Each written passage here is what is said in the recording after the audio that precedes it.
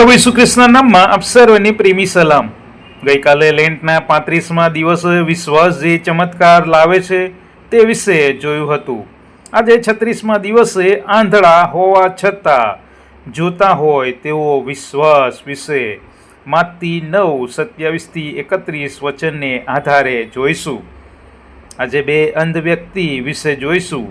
તેઓ પ્રભુ ઈસુને જોઈ શકતા ન હતા, છતાં તેઓ જાણતા હતા કે પ્રભુ ઈસુ ખ્રિસ્ત જ તેમની આશા છે. ઘણીવાર માણસ પાસે આંખો હોવા છતાં તે આધ્યાત્મિક રીતે અંધ હોય છે. ત્યારે અહીંયા આ બે અંધ વ્યક્તિ પાસે આંખો ન હતી, છતાં તેઓ વિશ્વાસથી પ્રભુ ઈસુ ખ્રિસ્તને ઓળખી ગયા. અંધકારમાં પણ વિશ્વાસનો અવાજ. પ્રભુ ઈસુ ખ્રિસ્ત જ્યારે રસ્તે જઈ રહ્યા હતા ત્યારે આ બે અંધ વ્યક્તિ તેમની પાછળ બૂમ પાડતા હતા, ઓ દાઉદના દીકરા, અમારા પર દયા કરો. આ શબ્દોમાં એક ઊંડો અર્થ છે. ઓ દાઉદના દીકરા, આ શબ્દ પ્રભુ ઈસુને મસીહા તરીકે ઓળખાવે છે. તેમના માટે મસીહાની ઉપાધિ છે, પદવી છે.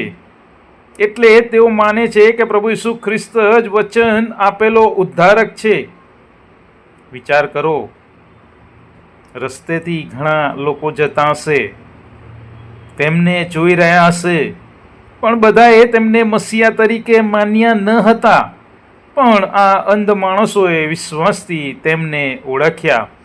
આ દર્શાવે છે કે સાચી ઓળખ આંખોથી નહીં પણ હૃદયથી થાય છે. અહીં આપણને સતત પુકારતો વિશ્વાસ જોવા મળે છે.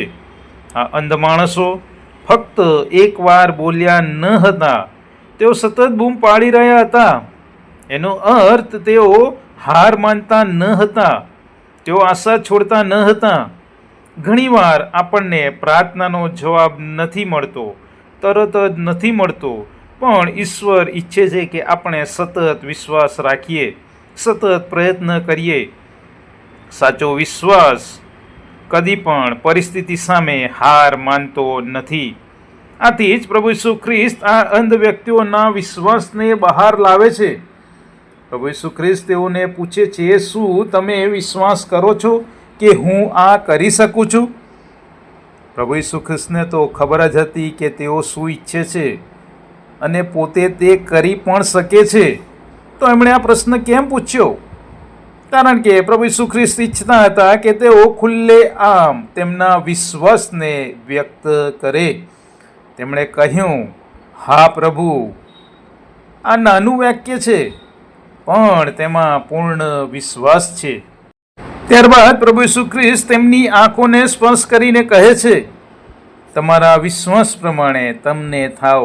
અને તરત જ તેમની આંખો ખુલી ગઈ. ઈશ્વર આપણા વિશ્વાસ પ્રમાણે બદલો આપે છે. વિશ્વાસ મોટો તો અનુભવ પણ મોટો હોય છે. આ ઘટનાનો ઊંડો આત્મિક અર્થ પણ છે. બે માણસો શારીરિક રીતે અંધ હતા, પણ ઘણા ધાર્મિક નેતાઓ આધ્યાત્મિક રીતે અંધ હતા. આજે પણ કંઈક એવું જ છે. લોકો પાસે જ્ઞાન છે, માહિતી છે, પણ ઈશ્વરની સાચી ઓળખ નથી.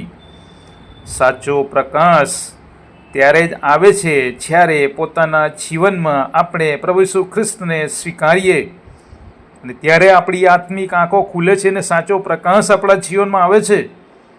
આ ઘટના આપણને 3 વાતો શીખવે છે. સાચો વિશ્વાસ હૃદયમાં જન્મે છે. વિશ્વાસ મુશ્કેલીમાં પણ હાર માનતો નથી. વિશ્વાસ ઈશ્વરના ચમત્કારનો માર્ગ બનાવે છે. આજની પ્રાર્થના: હે ઈશ્વર, અમારી આંખો અને હૃદય ખોલો, જેથી અમે તમને સાચે ઓળખીએ. અમને એવો વિશ્વાસ આપો જે મુશ્કેલ સમયમાં પણ ટકી રહે.